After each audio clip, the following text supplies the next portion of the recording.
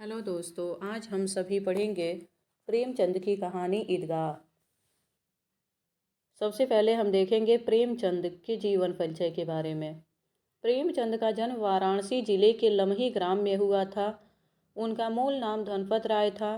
प्रेमचंद की प्रारंभिक शिक्षा वाराणसी में हुई। मैट्रिक के बाद वे अध्यापन करने लगे। स्वाध्याय के रूप में ही उन्होंने बीए तक शिक्षा ग्रहण की। असहयोग आंदोलन के दौरान उन्होंने सरकारी नौकरी से त्याग पत्र दे दिया और पूरी तरह लेखन कार्य के प्रति समर्पित हो गए। प्रेमचंद ने अपने लेखन की शुरुआत पहले उर्दू में नवाब राय के नाम से की, बाद में हिंदी में लिखने लगे। उन्होंने अपने साहित्य में किसानों, दलितों, नारियों की वेदना और वर्ण व्यवस्था की कुरीतियों का मार्मिक चित्रण किया है। वे साहित्य को स्वांतः सुखाय न मानकर सामाजिक परिवर्तन का एक सशक्त माध्यम मानते हैं। वे एक ऐसे साहित्यकार थे जो समाज की वास्तविक स्थिति को पैनी दृष्टि से देखने की शक्ति रखते थे। उन्होंने समाज सुधार और राष्ट्रीय भावना से ओतप्रोत अनेक उपन्यासों एवं कहानियों की रचना की। कथा संगठन, चरित्र चित्रण, कथोपकथन आदि की दृष्टि से उनकी रचनाएं बेजोड़ हैं। उनकी भाषा बहुत सजीव, मुहावरेदार और बोलचाल के निकट है। हिंदी भाषा को लोकप्रिय बनाने में उनका विशेष योगदान है। संस्कृत के प्रचलित शब्दों के साथ साथ उर्दू की रवानी इसकी विशेषता है, जिसने हिंदी कथा भाषा को नया आयाम दिया। उनकी प्रमुख कृतियां हैं मानसरोवर, जो 8 भागों में है, गुप्तधन 2 भाग में कहानी संग्रह है, निर्मला, सेवा सदन, प्रेमाश्रम, रंगभूमि, कर्मभूमि, गवन गोदान उपन्यास, करबला संग्राम, प्रेम की वेदी, नाटक, विविध प्रसंग, 3 खंडों में साहित्यिक और राजनीति निबंधों का संग्रह, कुछ विचार साहित्यिक निबंध है। उन्होंने माधुरी, हंस, मर्यादा और जागरण आदि पत्रिकाओं का संपादन भी किया। इस पाठ्य पुस्तक में उनकी ईदगाह कहानी दी गई है। हिंदी में बाल मनोविज्ञान से संबंधित कहानियाँ बहुत कम लिखी गई हैं। प्रेमचंद उन दुर्लभ कथाकारों में से हैं जिन्होंने पूरी प्रामाणिकता एवं तन्मयता के साथ बाल जीवन को अपनी कहानियों में जगह दी है। उनकी कहानियाँ भारत की साझी संस्कृति एवं ग्रामीण जीवन के विविध रंगों में सराबोर हैं। ईदगाह प्रेमचंद की इन्हीं विशेषताओं को अभिव्यक्त करने वाली प्रतिनिधि कहानी है। इस कहानी में ईद जैसे महत्वपूर्ण त्यौहार को आधार बनाकर ग्रामीण मुस्लिम जीवन का सुंदर चित्र प्रस्तुत किया गया है। हामिद का चरित्र हमें बताता है कि अभाव उम्र से पहले बच्चों में कैसे बड़ों जैसी समझदारी पैदा कर देता है। मेले में हामिद अपनी हर चाह पर संयम रखने में विजयी होता है। साथ ही रुस्तमे हिंद चिमटे के माध्यम से प्रेमचंद ने श्रम के सौंदर्य एवं महत्व को भी उद्घाटित किया है। चित्रात्मक भाषा की दृष्टि से भी यह कहानी अनूठी है। ईदगाह कहानी का मुख्य उद्देश्य। मुंशी प्रेमचंद द्वारा लिखी गई ईदगाह कहानी एक उद्देश्यपूर्ण कहानी है। यह बाल मनोविज्ञान को गहनता से दर्शाती है। इस कहानी को पढ़कर ज्ञात होता है कि परिस्थितियां उम्र नहीं देखती और एक छोटा सा बालक भी विषम परिस्थितियों में समय से पहले परिपक्व हो जाता है। कहानी में हामिद, जो एकमात्र 8 वर्ष का बालक है, वह एक परिपक्व व्यक्ति की भांति किसी तरह समझदारी का परिचय देता है। कहानी का मुख्य पात्र हामिद और उसकी दादी अमीना हैं। हामिद के माता पिता इस संसार में नहीं हैं। वह अपनी बूढ़ी दादी के साथ रहता है। वे बहुत गरीब हैं। उसकी दादी छोटा मोटा काम करके किसी तरह अपना और हामिद का भरण पोषण करती हैं।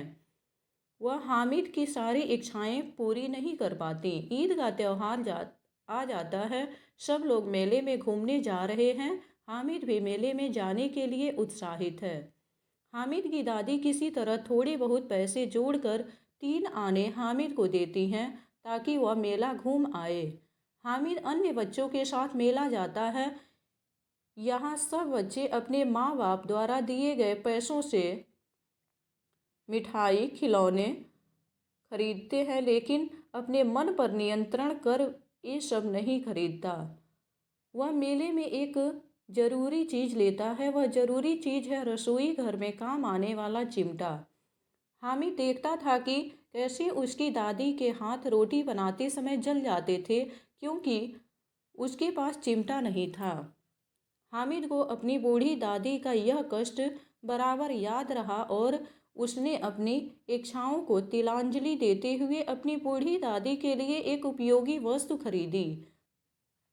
यह कहानी हामिद की मात्र 8 वर्ष की आयु में परिपक्वता को दर्शाती है, उसके अंदर की संवेदनशीलता को दर्शाती है।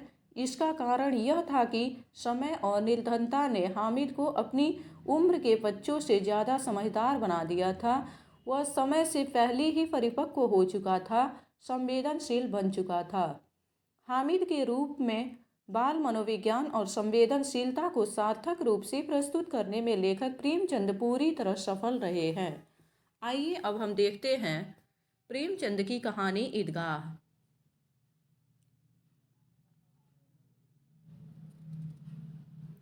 रमजान के पूरे 30 रोजों के बाद ईद आई है। कितना मनोहर, कितना सुहावना प्रभात है।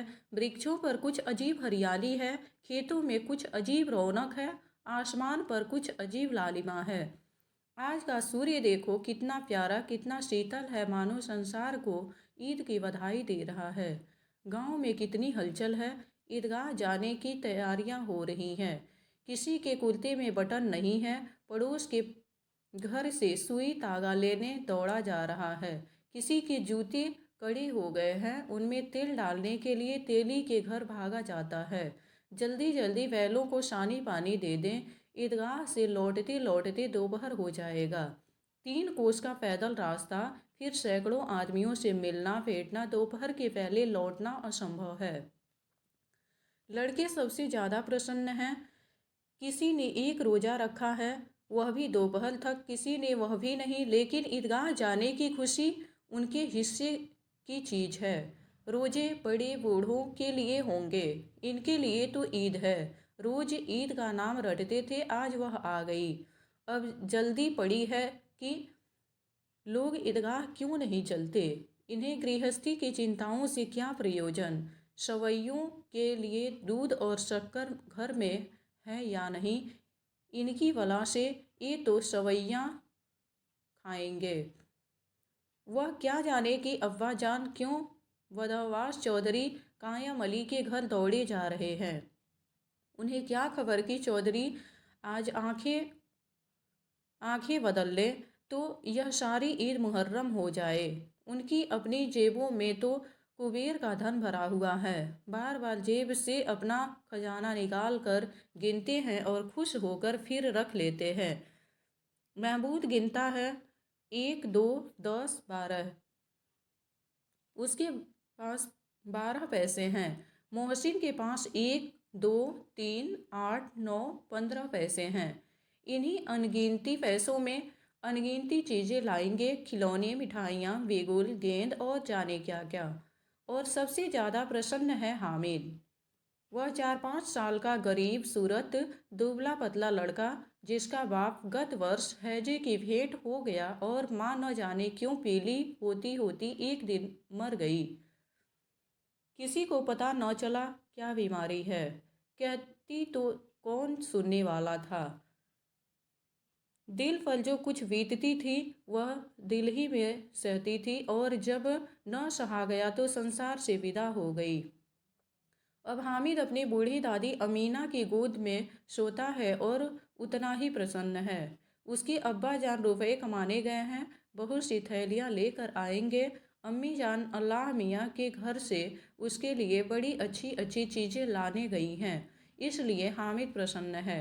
आशा तो बड़ी चीज़ है, और फिर बच्चों की आशा, उसकी कल्पना तो राई का पर्वत बना लेती है।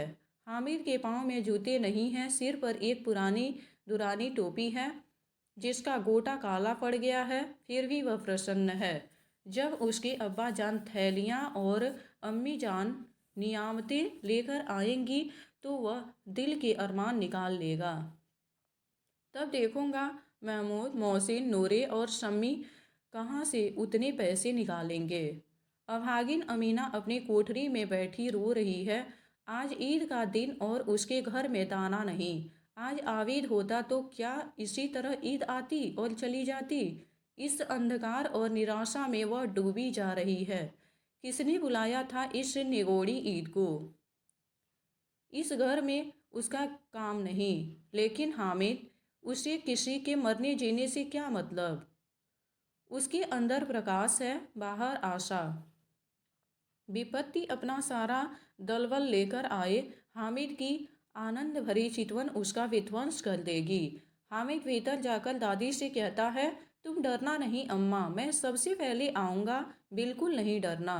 अमीना का दिल कचोट रहा है। गांव के बच्चे अपने अपने बाप के साथ जा रहे हैं। हामिद का बाप अमीना के सिवा और कौन है। उसके कैसे अकेले मेले जाने दे उसे कैसे अकेले मेले जाने दे। उस भीड़ भाड़ में बच्चा कहीं खो जाए तो क्या हो। नहीं, अमीना उसे यूं न जाने देगी। नन्ही सी जान, 3 कोस चलना चलेगा कैसे। पैर में छाले पड़ जाएंगे, जूती भी तो नहीं है।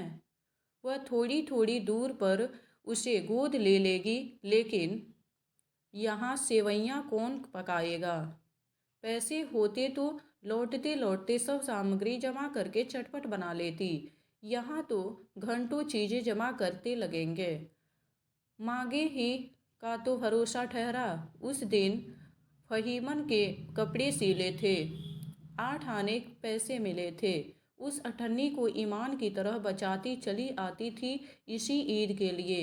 लेकिन कल ग्वालन सिर पर सवार हो गई तो क्या करती। हामिद के लिए कुछ नहीं है तो 2 पैसे का दूध तो चाहिए ही। अब तो कुल 2 आने पैसे बच रहे हैं। 3 पैसे हामिद की जेब में, 5 अमीना के बटुए में। यही तो बिसात है। और ईद का त्यौहार अल्लाह ही बेड़ा पार लगाए। धोवन और नाइन और मेहतरानी और चूड़िहारिन सभी तो आएंगी। सभी को सेवैयाँ चाहिए और थोड़ा किसी की आँखों नहीं लगता। किस किस के मुंह चुराएगी। और मुंह क्यों चुराए। साल भर का त्यौहार है, जिंदगी खैरियत से रहे। उसकी तकदीर भी तो उसी के साथ है। बच्चे को खुदा सलामत रखे, दिन भी कट जाएंगे। गांव से मेला चला और बच्चों के साथ हामिद भी जा रहा था। कभी सबके सब दौड़कर आगे निकल जाते, फिर किसी पेड़ के नीचे खड़े होकर साथ वालों का इंतजार करते। यह लोग क्यों इतना धीरे धीरे चल रहे हैं। हामिद के पैरों में तो जैसे पर लग गए हैं। वह कभी थक सकता है। शहर का दामन आ गया। सड़क के दोनों ओर अमीरों के बगीचे हैं। पक्की चारदीवारी बनी हुई है। पेड़ों में आम और लीचियां लगी हुई हैं। कभी कभी कोई लड़का कंकड़ी उठाकर आम पर निशाना लगाता है। माली अंदर से गाली देता हुआ निकलता है। लड़के वहां से 1 फरलांग पर हैं, खूब हंस रहे हैं। माली को कैसा उल्लू बनाया है। बड़ी बड़ी इमारतें आने लगी। यह अदालत है, यह कॉलेज है, यह क्लब घर है। इतने बड़े कॉलेज में कितने लड़के पढ़ते होंगे। सब लड़के नहीं हैं जी, बड़े बड़े आदमी हैं सच। बड़ी उसकी बड़ी बड़ी मूछें हैं। इतने बड़े हो गए अभी तक पढ़ने जाते हैं। न जाने कब तक पढ़ेंगे और क्या करेंगे इतना पढ़कर।